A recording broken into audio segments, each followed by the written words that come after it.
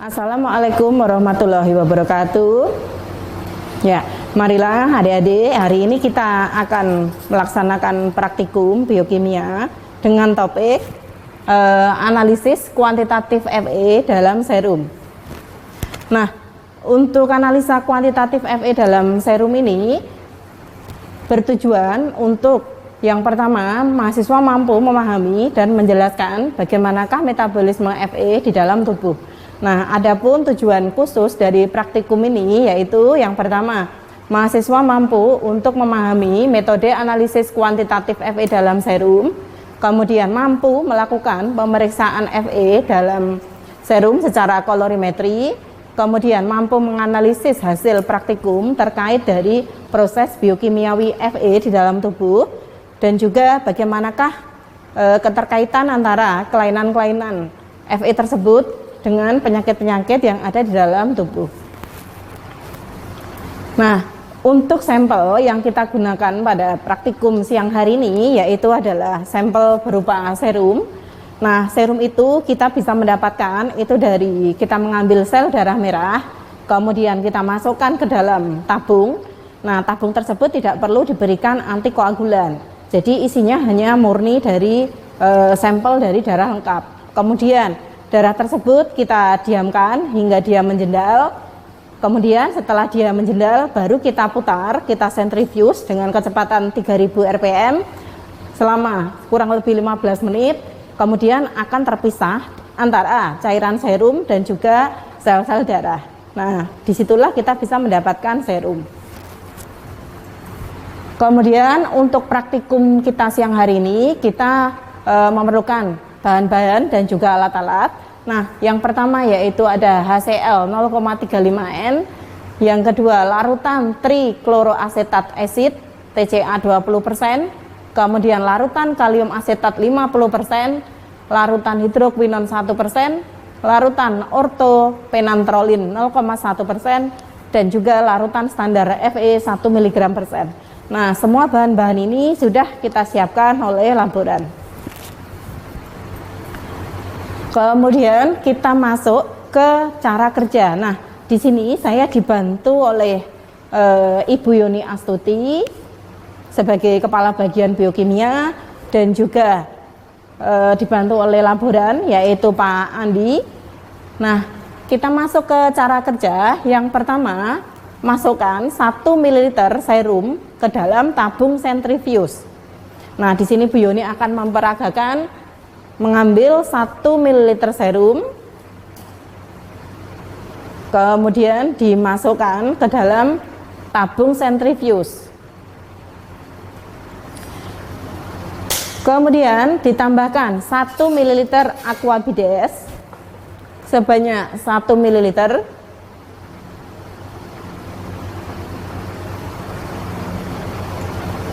Ya, selanjutnya ditambahkan 1 ml HCl 0,35N.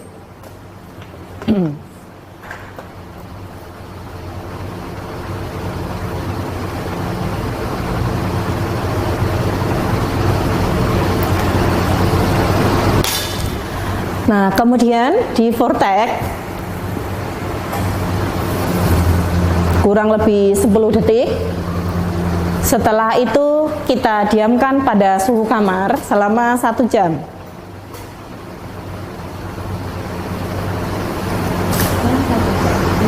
Ya, setelah 1 jam dari inkubasi di suhu kamar, kita tambahkan 1 ml larutan trikloroasetat asid atau TCA 20%.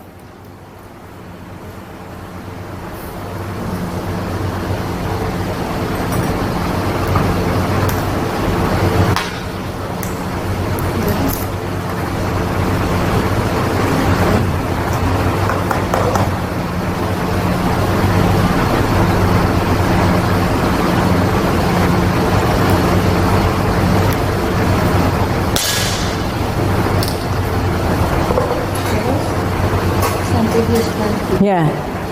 Kemudian setelah itu kita campur dulu dengan menggunakan vortex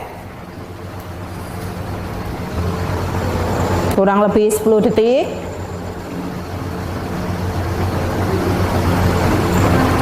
Kemudian kita diamkan pada suhu kamar selama 15 detik, 15 menit.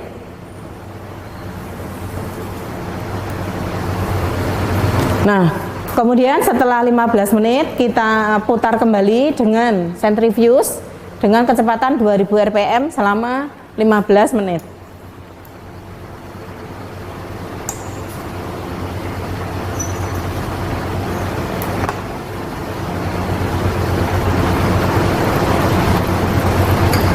Ya, kita putar, kita sentrifugasi namanya selama 15 menit.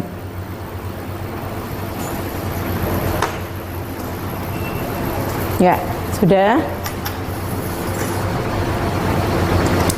Selanjutnya kita siapkan 7 buah tabung reaksi.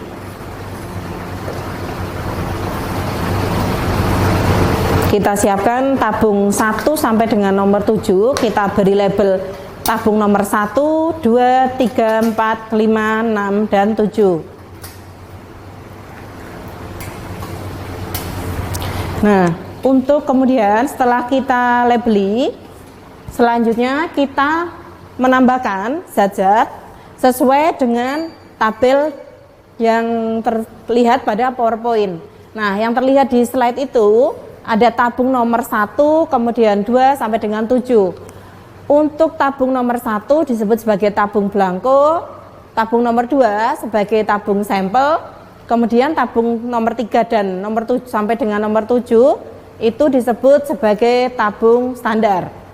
Untuk yang blanko, di sini kita menggunakan bahan yaitu aqua bides sebanyak 5 mili. Kemudian nanti bahan-bahan yang lain yang dimasukkan itu semuanya sama, yaitu yang kalium asetat, hidroquinon, dan ortopenantrolin itu dengan volume sama pada tabung nomor 1 sampai dengan nomor 7 yang sebelumnya sudah kita siapkan oleh laboran.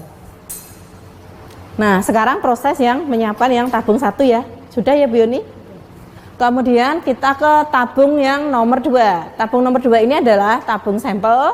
Nah, yang menjadi pembeda, kita tadi kan sudah menyiapkan sampel serum yang kita putar atau kita sentrifuge, kemudian kita mendapatkan bagian yang teratas yang kita sebut sebagai supernatan. Nah, supernatannya itu kita ambil sebanyak 2 ml untuk kita pindahkan ke tabung nomor 2.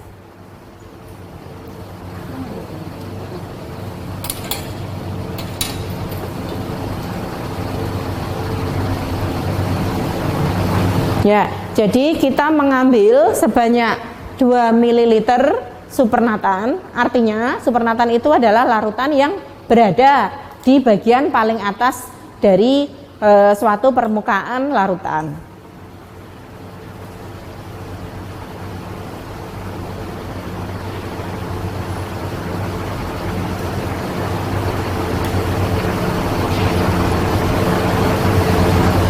Nah, karena alat yang digunakan tadi ukurannya adalah 1000 mikroliter atau 1 ml, sehingga supernatan kita ambil 2 kali dengan menggunakan alat yang disebut transpipeter.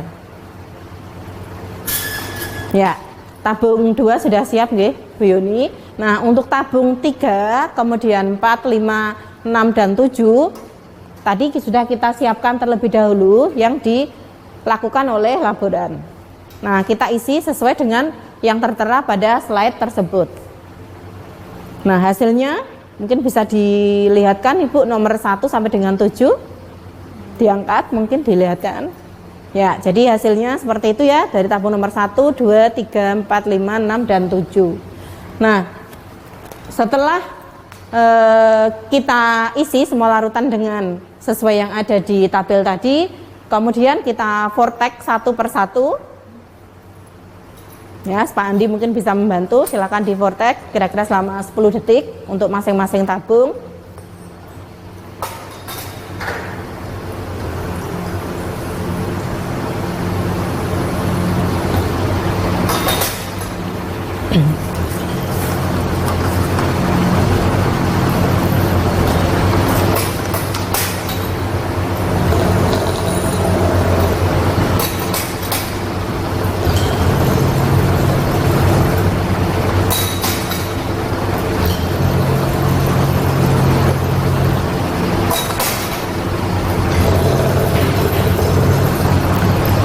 Setelah selesai kita campur atau kita vortex, maka kita diamkan dulu selama 20 menit pada suhu kamar.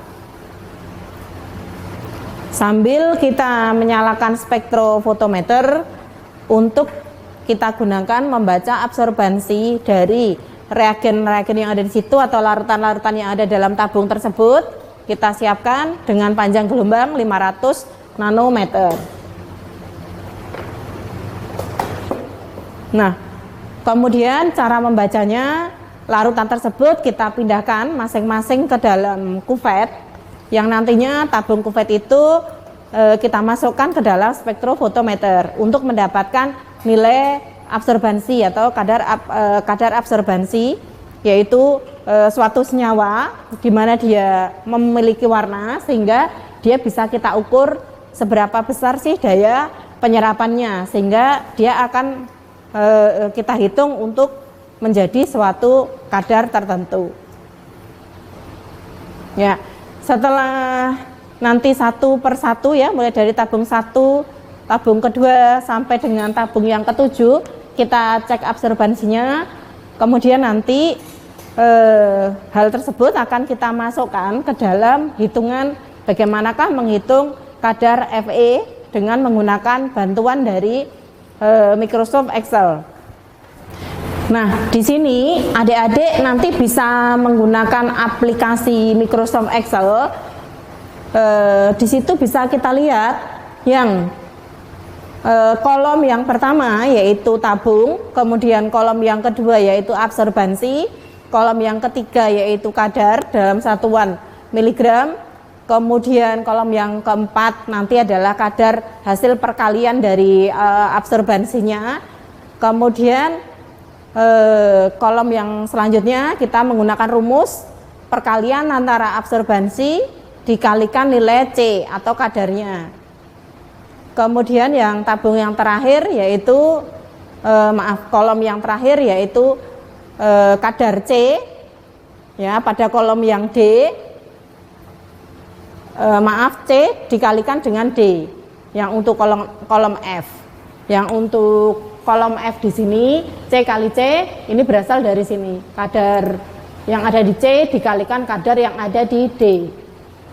Nah, pada tabung 1 kita dapatkan nilai absorbansinya 0,072, kemudian tabung 2 0,146, kemudian 34567 sesuai yang ada di sini. Nanti adik-adik bisa memindahkan nilai absorbansi di sini ke dalam persamaan kurva linier, ya, kurva linier di sini untuk yang sumbu X di sini menunjukkan nilai absorbansinya. Kemudian yang sumbu Y di sini menunjukkan nilai kadarnya. Nah, yang kita cari yaitu yang kadar yang ini, yang kosong, yaitu tabung yang nomor 2. Yaitu yang tabung sampel. Nah, nanti dengan menggunakan ini nanti akan bisa dicari kadarnya berapa. Mungkin Bu Yoni mau menambahkan. Ini sudah ada rumus persamaan linear. Persamaan linear ini tinggal memasukkan yang kita cari. Misalnya yang kita cari adalah kadar tabung 2. Kadar tabung 2. Absorbansinya 0,143. Absorbansi di sini 0,143 dimasukkan di sini. Ya kan? Ini X itu kadar ya? Ya. X kadar. Enggak, Ibu. X itu absorbansi. Absorbansi. Berarti X ini nilai absorbansi di sini 0,146 kali 25,567 dikurangi 2, ini. Nah, ketemulah nilai kadarnya. Ya.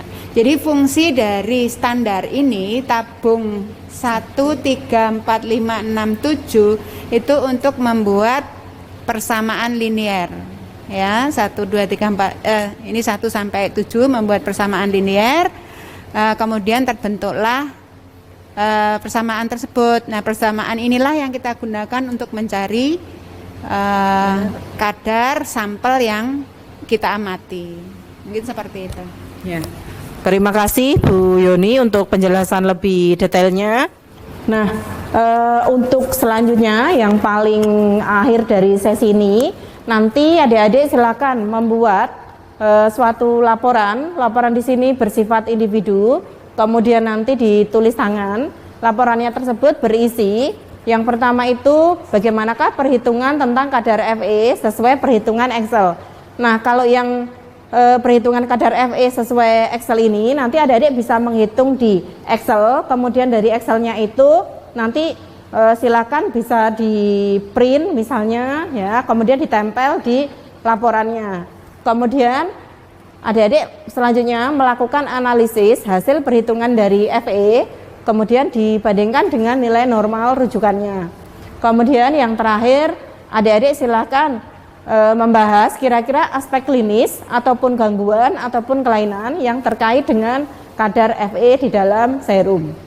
Ya, mungkin keseluruhan dari sesi praktikum. Ya, untuk laporan itu nanti adik-adik bisa mengupload di ELS. Gitu ya, secara mandiri. Jadi tugasnya ini bersifat individu. Ya. Nah, untuk sesi praktikum Fe yang pada hari ini kita tutup dengan membaca hamdalah dan doa penutup majelis. Alhamdulillahirabbil alamin. Subhanakallahumma wa bihamdika asyhadu alla ilaha illa anta astaghfiruka wa atubu ilaik. Wassalamualaikum warahmatullahi wabarakatuh.